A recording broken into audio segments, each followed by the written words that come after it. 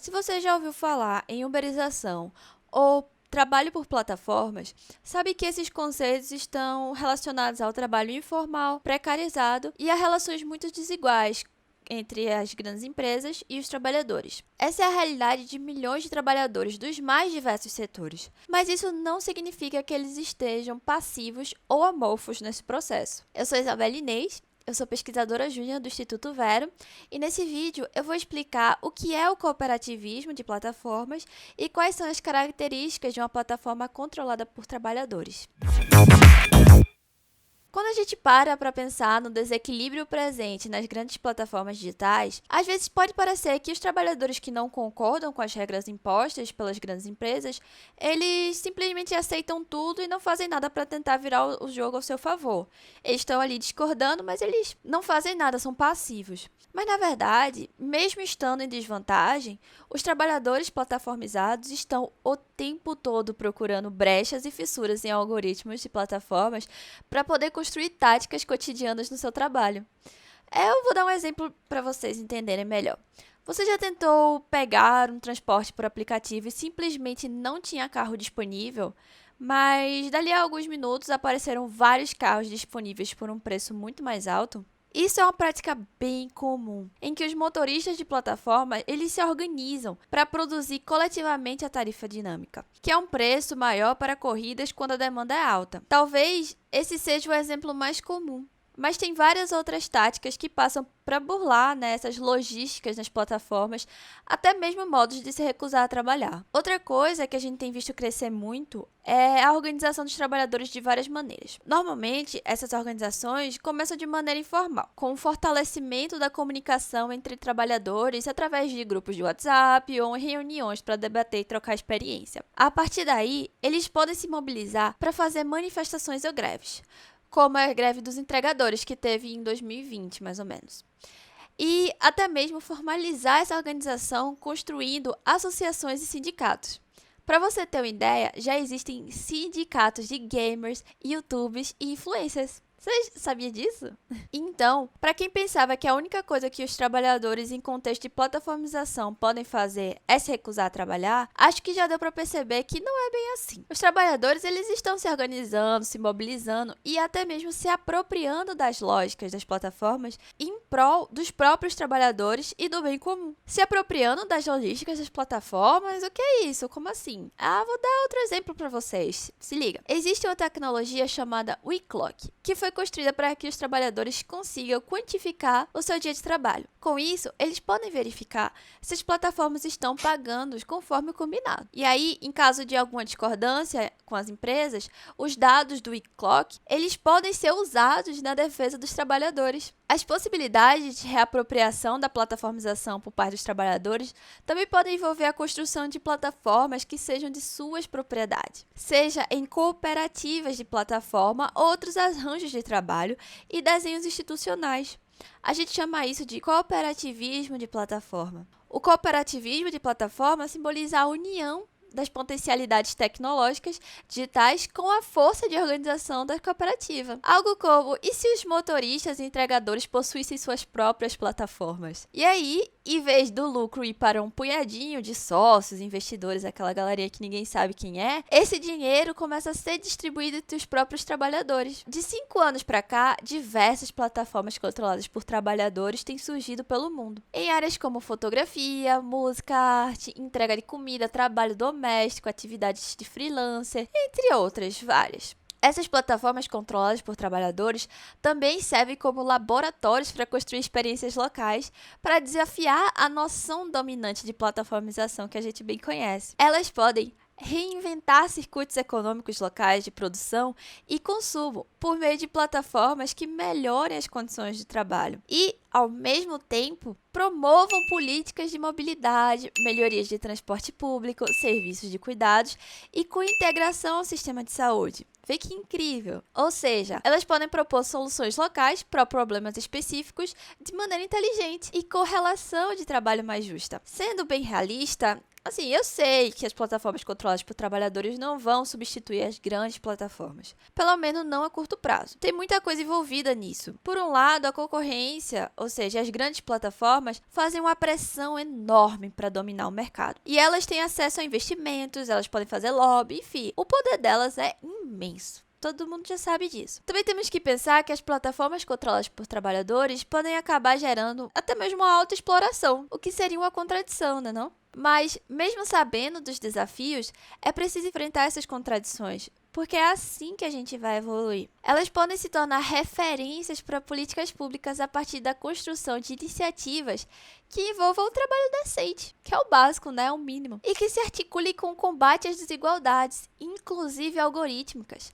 e as construções tecnológicas para o bem comum. Então, a gente tem que reconhecer que as cooperativas de plataforma ainda estão em grau experimental, laboratorial. Beleza. Isso significa que as iniciativas devem nascer de baixo, apoiadas localmente pelas comunidades. Então, a gente não pode esperar que elas solucionem todos os problemas em relação ao mundo do trabalho de uma vez só. Não vai ser nada instantâneo. Nada é instantâneo. São processos em andamento, algo como construindo localmente hoje o mundo que queremos amanhã. Existe até um diretório de cooperativismo de plataforma, o Platform Co-op Directory, que apresenta 504 iniciativas de 33 países. Todas essas iniciativas são arranjos produtivos recentes que estão aprendendo a lidar com os desafios de construir algo novo sem fórmula pronta. O caráter laboratorial, ele desafia inclusive os limites do próprio termo cooperativismo de plataforma. Não é uma cartilha. O trabalho intenso de universidades, trabalhadores e poder público ao longo dos anos tem mostrado que, a depender da legislação, do mercado e outros contextos locais, as iniciativas às vezes não se encaixam no que seria uma plataforma ou uma cooperativa. Quando a gente pensa em plataformas digitais, normalmente já vem à nossa mente, né, os grandes conglomerados tecnológicos do Vale do Silício. É instantâneo aqui, eu já estou pensando nos três. Mas nem sempre a plataforma vai ser entendida nesse sentido. Primeiro, pelas questões da escala, já que as plataformas por trabalhadores dificilmente terão o porte de uma grande empresa. E segundo, e até talvez o ponto mais importante, é a própria questão da tecnologia. Nessas iniciativas, a tecnologia serve à comunidade em um contexto local e específico. Então, a solução dada pode ser um produto tecnológico relativamente simples, como um formulário automatizado, sem ser exatamente uma plataforma. O que eu quero dizer é que a noção de plataforma digital, ao contrário do que muita gente pensa, não é somente tecnológica. Envolve questões como governança, propriedade, organização do trabalho, política e modelos econômicos, além das próprias infraestruturas tecnológicas. Ou seja, as plataformas controladas por trabalhadores são atravessadas por múltiplas dimensões, sendo a questão tecnológica o resultado de um processo. Caso contrário, incorremos em um fetichismo tecnológico, com o risco de plataformas tornarem-se um elefante branco, uma coisa, sabe, megalomaníaca que não serve para nada. Dessa forma, esses experimentos eles não vão ter uma fórmula pronta, jamais. E nem se fazem da noite pro dia como um aplicativo para solucionar todos os problemas. Nada consegue ser dessa forma. Mas beleza, agora falando mais assim do aspecto do cooperativismo. Existem plataformas que podem se inspirar em princípios do cooperativismo de plataformas, mas que não são, elas mesmas, né, cooperativas. Nem sempre a legislação local fomenta o cooperativismo como uma alternativa. Nesse caso, a gente pode pensar em uma série de arranjos alternativos aos conglomerados tecnológicos, que vêm surgindo sob a forma de coletivos ou outros agrupamentos comunitários. Por exemplo, em pesquisa sobre mídia alternativa e cooperativas de trabalhadores de comunicação, descobriu-se que os países com mais cooperativas no setor são Argentina e Espanha, enquanto que aqui no Brasil há pouquíssimas iniciativas cooperativas. Interessante, não? Porém, há uma série de coletivos e outras formas de autogestão. Isso abre um leque imenso dos desenhos institucionais e amplia o que se entende propriamente como cooperativismo de plataforma. Assim, resumindo tudo, né? Para uma iniciativa se encaixar no cooperativismo de plataforma, ela não precisa necessariamente ter um modelo tradicional de plataforma, nem uma organização de cooperativa. Essa ampliação dos termos cooperativismo e plataforma não quer dizer em si a negação de um movimento. Pelo contrário, a gente tem que pensar o cooperativismo de plataforma para além da própria nomenclatura. Assim, a gente consegue abrir o leque para uma série de iniciativas que têm surgido no Brasil, como Contratante Quem Luta e Senhoritas Courrier. Essas iniciativas, elas não se encaixam exatamente na definição de cooperativismo de plataforma, mas são inspiradas por alguns de seus princípios e precisam ser observadas com muita atenção, enquanto laboratórios da própria classe trabalhadora. Nessa ampliação conceitual, além do hábito do cooperativismo de plataforma, podemos falar em termos como plataformas controladas por trabalhadores e arranjos alternativos ao conglomerados tecnológicos. Beleza. E quais seriam, assim, as características centrais dessas iniciativas? Primeiro de tudo, vem a autogestão. Essa autogestão, ela pode ser de trabalhadores, consumidores ou pertencente a várias partes interessadas. Mas aqui o nosso foco é nas iniciativas controladas por trabalhadores. Nessas iniciativas, a governança precisa ser democrática, com um processo de decisão e gerenciamento que tenham as pessoas trabalhadoras no centro da decisão. Eles precisam estar bem no meio dessa decisão. E aí, como um fio que puxa o outro, isso significa também lutar por igualdade de gênero, de raça e outros marcadores sociais de diferença. Outro aspecto da autogestão é a noção de trabalho decente. Ok, isso é um termo muito genérico, né? Então, vamos aos pouquinhos. Lutar por trabalho decente em plataformas envolve, observe, salário mínimo, condições de trabalhos adequados que proporcionem saúde e rede de segurança, muito importante, contratos claros e acessíveis, processo de gestão que garanta equidade entre trabalhadores e o combate à desigualdade. Algoritmos que não prejudiquem trabalhadores e que, de fato, eles tenham voz.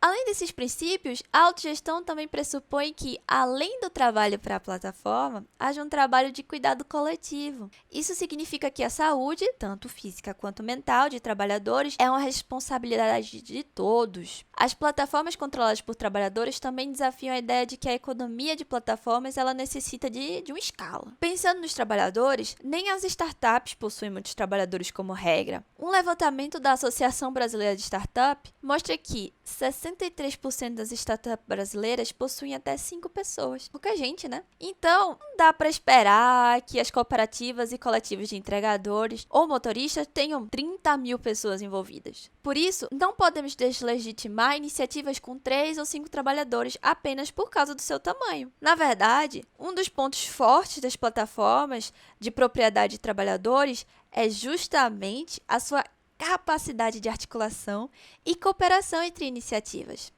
Ou seja, uma iniciativa ela se articula com outras para que juntas elas possam entregar soluções ainda mais completas para as pessoas. É por isso que as plataformas cooperativas não se chamam de unicórnios, mas sim de Pégasos. Isto é, toda uma constelação em que a força reside no coletivo.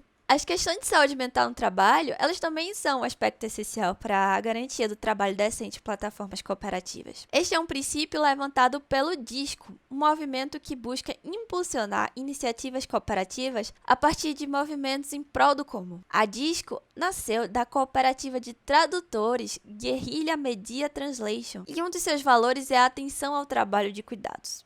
Para eles, o cuidado deve estar no centro de tudo, para que os integrantes não recaiam em um burnout. Dessa forma, questões de cuidados devem ser também de responsabilidade coletiva. Outra coisa que a gente tem que levar em conta no cooperativismo de plataforma são os aspectos tecnológicos. Quando a gente fala da tecnologia nesse contexto, um ponto muito importante é tentar depender o mínimo possível de recursos oferecidos pelas grandes empresas de tecnologia. Tá, mas como é que eu faria isso? Bom, o ideal é que as plataformas controladas por trabalhadores utilizem tecnologias livres e abertas, com códigos abertos e que priorizem a privacidade. Então, isso vai muito além do aplicativo. Trata-se de rever todo aquele ecossistema da própria plataforma, entende? Não é possível criar uma alternativa sustentável a longo prazo, em termos de software dos próprios trabalhadores, que continue a depender das lógicas e infraestruturas do Google, sei lá, da Apple, da Microsoft, para conseguir sobreviver. Isso também passa por rever o design da própria plataforma, que tem que ir desde a sua construção a partir de uma perspectiva de uma justiça projetural. A designer e professora Sasha Constância Schock, que escreveu o livro Design Justice, mostrou como práticas de design podem apagar grupos de pessoas. Você já parou para pensar nisso? E, claro, esses grupos são aqueles que normalmente eles já estão excluídos da sociedade, são minorias. Então, ela propõe um design que considere as comunidades marginalizadas no centro. Que se a gente parar para pensar, é uma coisa bem revolucionária, né? Não colocar os marginalizados no centro é algo que a gente não vê com muita frequência. E aí, os princípios de design, justice, são centrais para a construção de plataformas controladas por trabalhadores. Não é possível, de jeito nenhum, projetar plataformas com a reprodução de racismo, algoritmo e outras desigualdades incrustadas nas tecnologias. Não vai dar certo. Já é muito sabido como os algoritmos e outras tecnologias, elas podem produzir desigualdades históricas de classe, raça, gênero, sexualidade. E agora elas estão automatizadas. Por exemplo, carros autônomos construídos por grandes empresas de tecnologia, elas tendem a atropelar mais pessoas negras do que brancas, porque não as reconhecem como pessoas. Pensa, né? Que absurdo isso. Eu não consigo.